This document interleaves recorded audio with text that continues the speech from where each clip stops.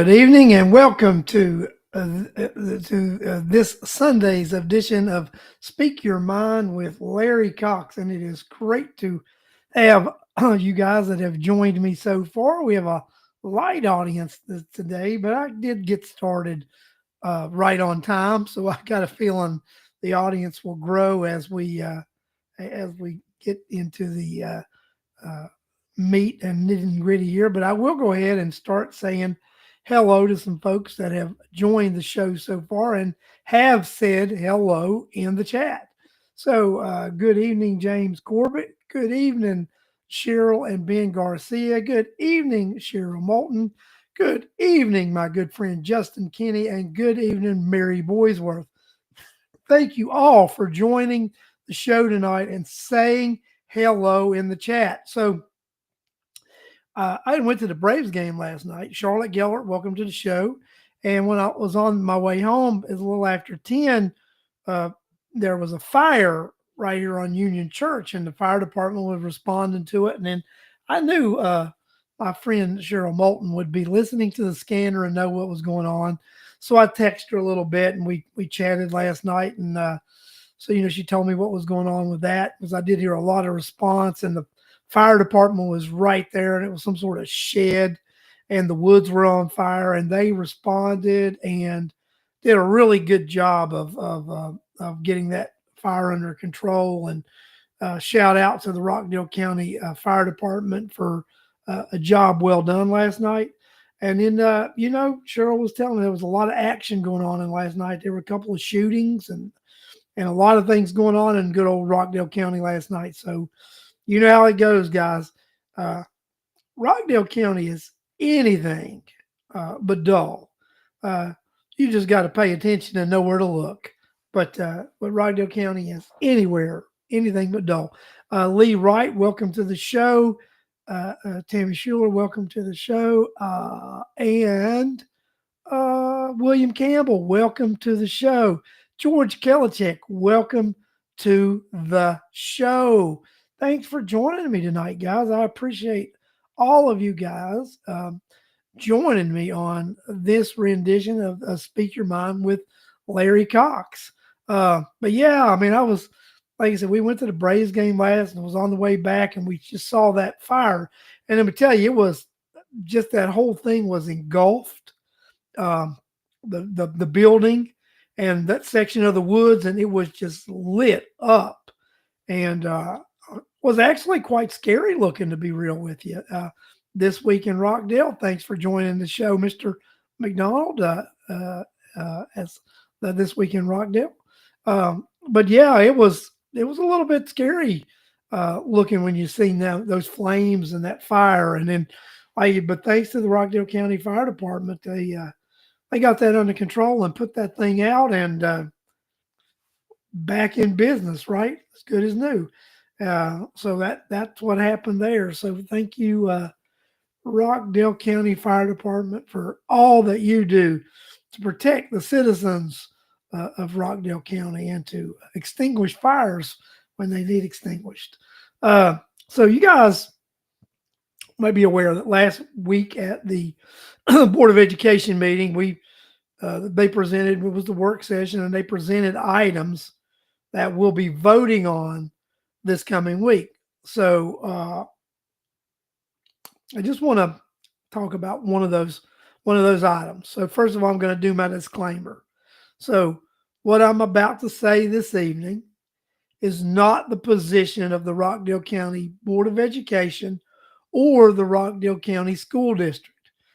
It is my personal opinion and the opinion of a single board member, because as a single board member, I have no authority. It takes the unified decision of a majority of the board for something to be policy or there to be authority behind it. So just want you guys to know that the comments I'm about to make right now do not reflect the opinion of the board or the school district, but my personal opinion. And also, just to let you know, I did speak to Justin Kinney, and he is in and I will let you know of the things that he and I discussed and are in agreement with this evening. So, first of all, we one of the action items that was brought before us was graduation venue for this coming year's graduation, for the 2026 graduation. And the venue will be the same venue as last year. It'll be New Birth Missionary Baptist Church, that is in DeKalb County. The cost of that of renting that venue is going to be $105,000, and that's a lot of money. That cost will be paid from dues that will be paid by the senior class, their parents. We were assured that that those funds would solely pay for that, and this coming year we would not be subsidizing that with taxpayers' dollars. Also, we told them we would like to see a survey to make sure that's where the kids wanted to have graduation and such. There was a survey conducted, and the results came back that 90% of those who responded to the survey wanted to have the graduation at New Birth again this year. So, so 90% of those responded want to have the graduation there, and they have assured us that they will be taking care of the dues, the fees that need to be paid for that out of the senior dues. This is the problem with that I have with this, right? First of all, I'm gonna let you guys know I do intend on voting and supporting that initiative because some things that I requested were met. First, they did a poll, and the results came back. The kids wanted to do it, and the second thing is if they want to do it, then it doesn't need to be subsidized by taxpayers' dollars. And I'm assured that it's not going to be subsidized by taxpayers' dollars. So what I wanted to do was take this off the consent agenda where we don't have discussion on consent items, to put it on the regular agenda so that we can have an open discussion so that the taxpayers, stakeholders of Rockdale County understand why we're going to most likely approve this action item and the conditions under that it's being approved. Because Justin and I have had long conversations regarding decisions that we make regarding monies, and specifically decisions we make that are concerns of the citizens, and you guys actually bring those concerns to us.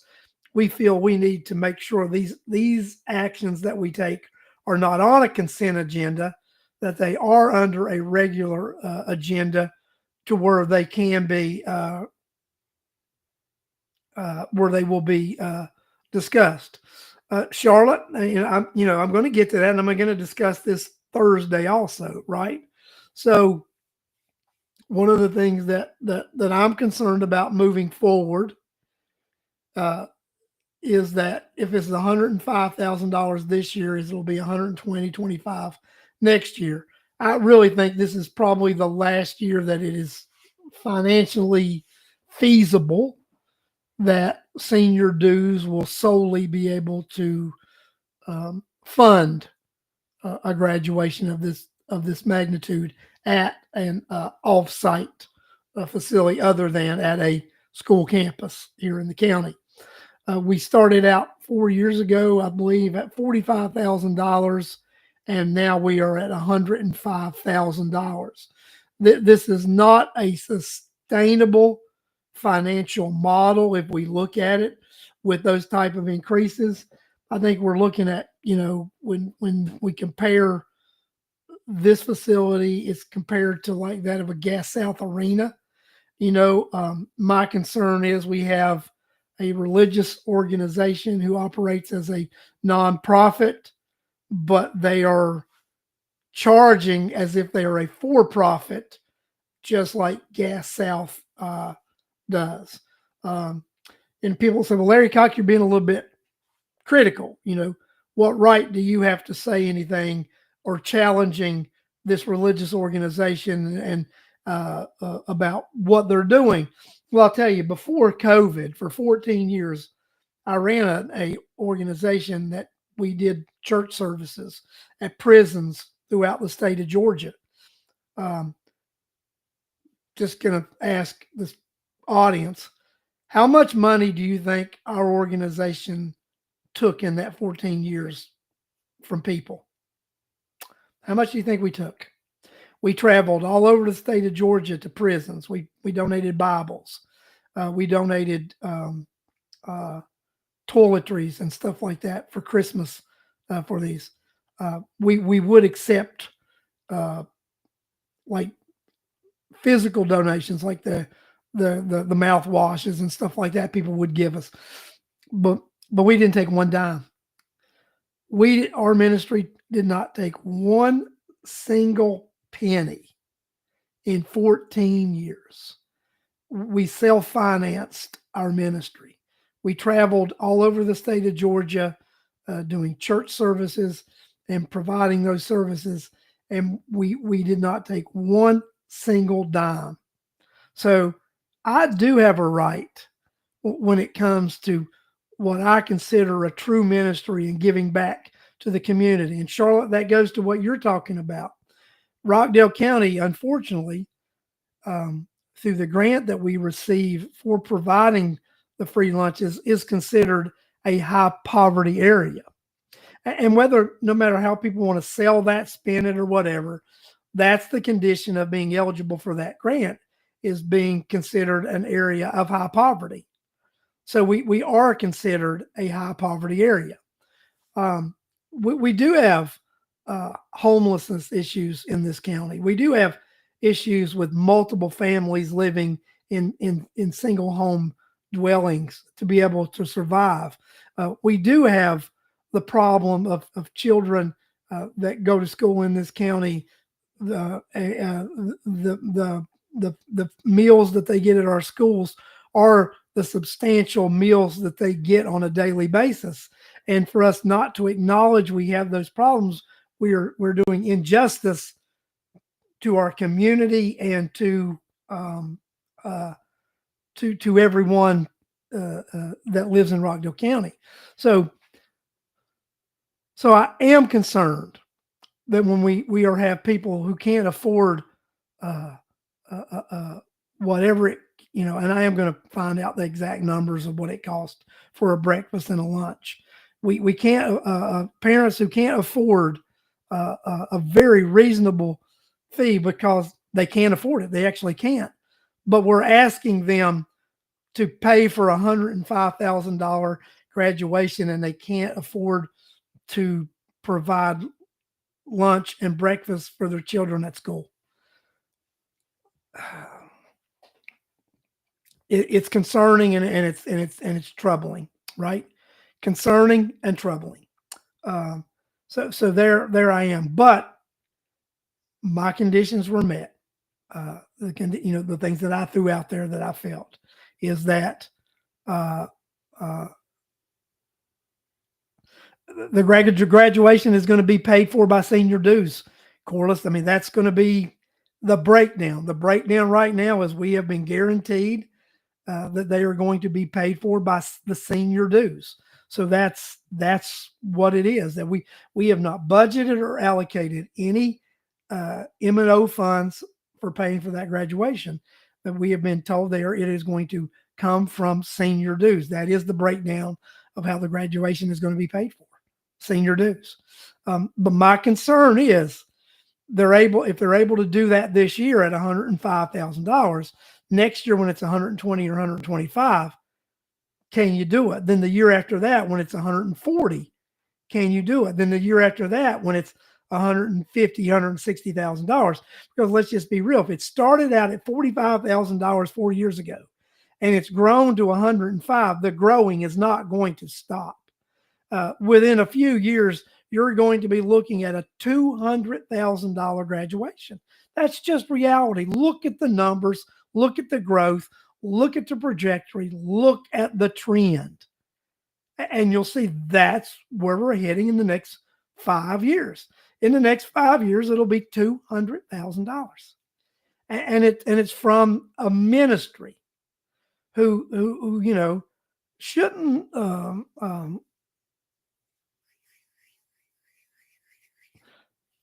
Charlotte, yes, there was money paid out of M&O last year, but we were assured that this year that was not going to happen. So Corliss asked, is there options for not outside, not facilities like that? There's not a cheaper option if you're going to have a facility that would be able to host a graduation like that. There's not a cheaper option. The only other cheaper options, and I don't really think we ran the numbers, would be to have them at the individual schools or to have it at one of the schools, the outdoor arenas, and have them on a day and do the exact same thing that we do like at Newbert, but have it an outdoor event. So, I mean, I think it is something we're going to have to look at in the future. What do we do? You know what I mean? What do we do? How do we do it? Right? So I think that's something we need to look at, right? We need to look at how do we look at this and how do we handle it moving forward, right? How do we handle it moving forward? And that's what we need to look at, right? Charlotte, you said the horse park. That's still an outdoor venue. And the thing is, people are stuck on this. They want an indoor venue that protects them from the elements and weather and cancellations and such and this and that. And I think that's something that we're going to have to look at in the near future, is that you're not going to be able to afford this want because it's not a need, right? It's truly a want. And they're going to pay for their want this year, guys. So let's just get this real. I fully believe that this year's graduation is going to be 100% paid for by senior dues. But I also 100% believe it's not a sustainable model. Okay, it is not a sustainable model, and then that's the thing we come to. It is not a sustainable model. The 105, I totally agree that it's irresponsible to spend that type of money. But at the end of the day, it's not your money, guys. At the end of the day, this $105,000 is not going to be your money. It's going to be the kids' parents' money. And it's not sustainable for them to continue. Like I said, this will be, I don't see them being able to afford this after this year. As the numbers increase, I don't see them being able to come up with the money to self-finance this again. I really don't. And then that's where we have the issue, and that's where you do have a say. Once it needs to be subsidized by the board, then it becomes your issue. It does. As if you're not subsidizing it, you may not like hearing this, but it's not your issue. It's not. It's whoever, it's the parents, wanting to do this thing they can't afford. But when you can't afford it any longer, and then they're going to ask you to pay for a part of it, it becomes your issue. That's my opinion. Again, throw my caveat out there, right? I am not speaking on behalf of the board. That is not the board's opinion. It's not the district's opinion. This is my opinion. I happen to be on the board, and it will be my opinion as a board member. But it is not the opinion of the district. It is my personal opinion as a board member. And it only carries weight if a majority of the board would agree with my opinion. That's the reality of that, right? So, but I wanted you guys to understand the thought process behind it, why I will vote to support the superintendent's recommendation is, first of all, they did their survey. An overwhelming majority of people who were surveyed came back and said they wanted it. And then second, they're going to finance it themselves. So, that's it.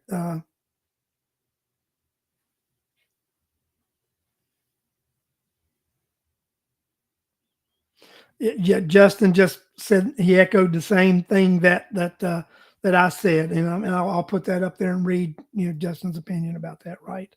My bad. Hold on a second. If the taxpayers aren't paid for it, then they should adhere to the wishes of the students and their parents. Once the taxpayers have to subsidize, then there's an argument to be had. I'm not speaking on behalf of the board. So, I mean, just so you guys know, that's my opinion on it. As you can see, that's Justin's opinion on it. And I think at this time, I do have to adhere to the wishes of the students and parents, because the survey said they wanted it and they're going to pay for it. But as soon as they're not able to pay for it, then it does become your issue and my issue. I agree with that. So just wanted to throw that out there with you guys. So we're all on the same page. I just want everybody to know, why I took it off the consent agenda. I took it off the consent agenda so that we could have an open discussion about it at the board meeting, and you could hear the opinion of your different board members. You guys get to hear my opinion all the time about things, because I'll come on the show and I'll give my disclaimer that I'm not speaking on behalf of the board. I'm not making policy. This is just who I am. But a lot of these board members, they don't have a platform to be able to do that. So they should have a platform to be able to let their thought process, and it is the board meeting, and it's taking an item off a consent agenda, putting on the regular agenda, and allowing open debate and discussion regarding the issue. And that's what I want to do with those type issues, and that's what Justin has said he wants to do with any of these issues that come up that we feel that the taxpayers and the stakeholders of this county want their opinion to be known. They want to know why we're deciding something. Then we do need to have open discussion and debate regarding that issue, so you understand how the individuals you voted for came to the conclusion to cast the vote the way they cast that vote. Justin makes another point. I like to put that up there. I consider it like palm. If the students pay for the venue, let them have it where they want. And I agree with that. And that's the thought process behind this right now. That being said, that's where I let it be. That's where I say we are right now. You can tune into the board meeting this coming Thursday, or you can come to it. We will have our discussion and vote. I do look for this to pass. Not talk to other board members about how they're going to vote on this issue, but like I said, I do look for this. I do look for this issue, for this agenda item to overwhelmingly pass, and then we'll follow it and see what happens from there. That was on this past meeting. I do not want to give you an inaccurate number, but I know there was 1,000, right at 1,000, not over 1,000 that responded. So if it wasn't 1,000, it was right under 1,000 that responded to it. Corliss, that would be that number. But it was it will be in the notes on this past meeting, and it will be uh, uh, it's available on the if you go and review the meeting, and I can go review it later on. And since you asked me that, I'll get that number to you. I'll go through through the documentation course and actually get you that number that responded to the survey, because it's in the PowerPoint that I have.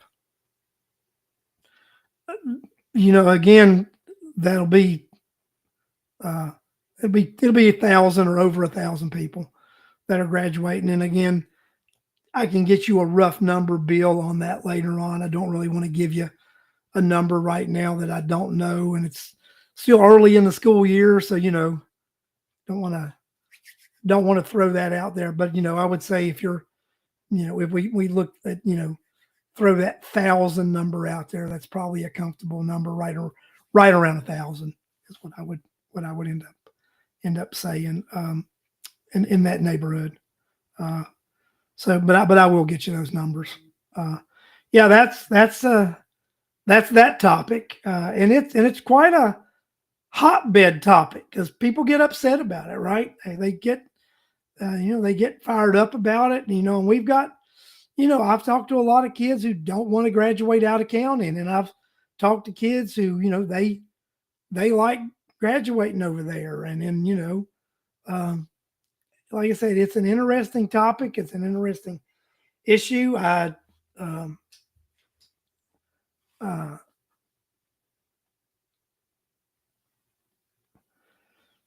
Corliss, I could not tell you if people responded more than once or not. I would not feel comfortable in answering that yes or no.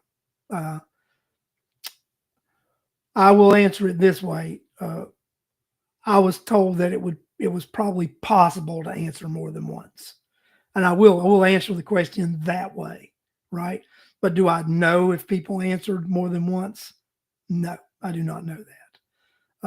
But was it possible for people to answer more than once? I was told that was a possibility, that would be a yes.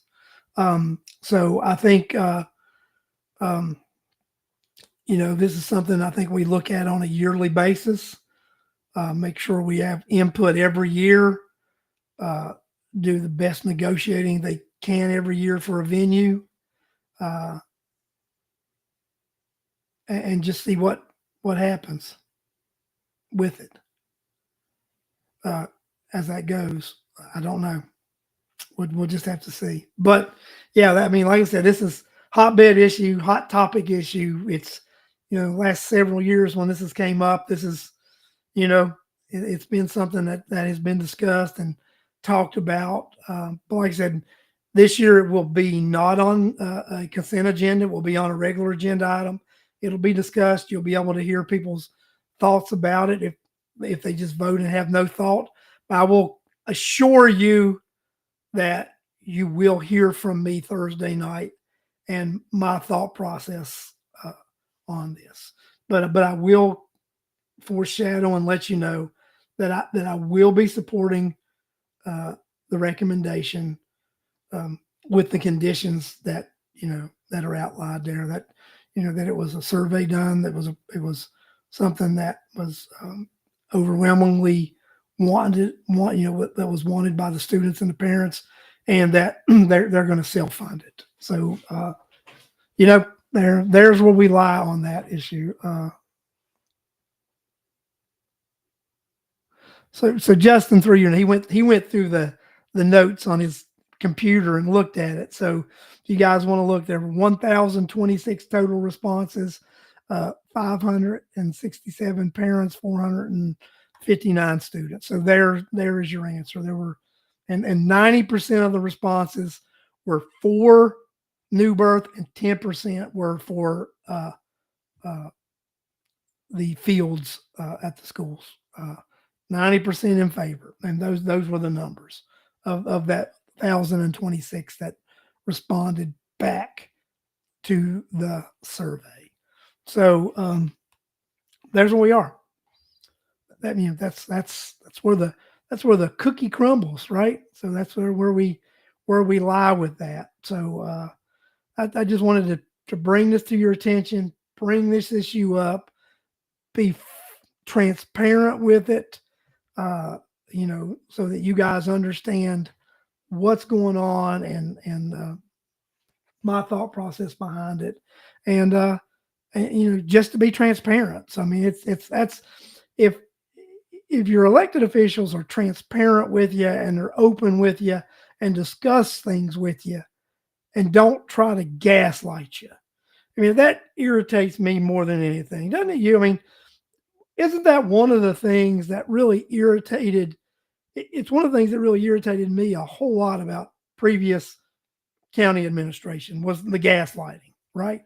It was trying to explain to me why I was wrong or why my opinion didn't matter. Your opinion does matter. And I'm not trying to explain to you why you're wrong or I'm right. I'm just giving you some rationale of why a decision is going to be made, right, wrong, or indifference. Just giving you some information, and that's what I believe you deserve. You deserve information. William Campbell says he's heard that the county is looking for a new site for the parking lot. Yeah, that's what I heard too. And I just want to throw this out there. Last week when I did say, I talked to Brad Smith and he had talked about the no parking deck. He didn't tell me no parking deck in the city, anywhere in the city, just on that corner, right? Just where 901 and 903. And I may not have made that clear enough that he didn't oppose a parking deck somewhere else, but right there, he was specifically against the parking deck going right there. I just want to make sure that I cleared that up, right? So, and then I do think, I've talked to some county officials, and I don't think we're too thrilled about the parking deck going on the corner of 901 and 903 because you're going to have to build some sort of tunnel there. And guys, can y'all imagine a tunnel going under Millstead? Oh my Lord! Talking about a security nightmare, just a logistics nightmare. You already got flooding going on in the buildings over there now. You imagine having to deal with a tunnel that's probably going to flood also. Lord have mercy. But yeah, looking for an alternative location. And people have talked about, well, somebody may have to walk a certain distance or something. Well, this is my opinion about that, right? There are folks that said you had to have that building there, you had to have that structure there, you had to have that project there. By having that project there, you have limited area, limited space, limited availabilities. So there you go. Yes, Tina Sue said no tunnel because the tunnel just didn't make sense and it wasn't feasible. That's what they wanted to do it, but it just did not make sense. So, but that was their fix all for having it over on the corner of 901 and 903.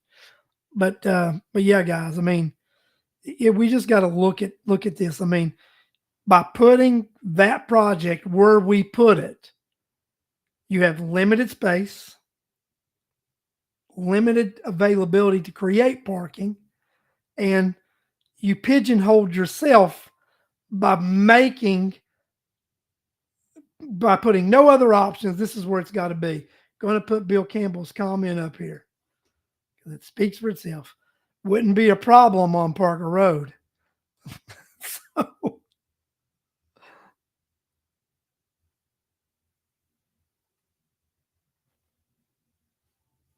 Corliss, that was exactly, I'm not going to go to court and walk underground. Too dangerous. And that's one of the things that I heard too. So Cheryl, no pedestrian bridge either. From what I understand, is I believe 901, 903 is going to be taken off the table. I believe that's going to be taken off the table as a location. So that's what I believe right now. that's going to be taken off, because they're not going to have support from the city to do that at 901, 903, depending on the outcome of the election. Now, I think they would get support from the city somewhere else in the area there, but not on that corner of 901 and 903. Good evening, Donald Ferguson. Thank you and welcome to the show.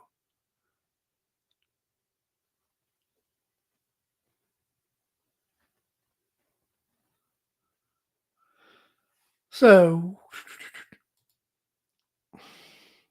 I thought it was a stupid idea. It's going to be hard for any disabled person to get from the parking deck to the JAC. Well, again, this logistics problem is a problem they knew they were going to have. They pigeonholed themselves when they mandated that this project had to go forth where it's going forth right now. Guys, I mean, it is what it is. The folks who made us put it there are the folks you've got this problem because you brought it on yourself. You're the folks that said it's got to be done here, can't be done anywhere else, can't undo it, can't whatever. Now that's since you can't. Now you might not be able to can't with the parking because you pigeonholed yourself. Pigeonholed yourself. Nobody to blame but you. You're to blame. Pony up, take the blame. Say, I did it. I messed up. Didn't make a good decision. You'll never hear that.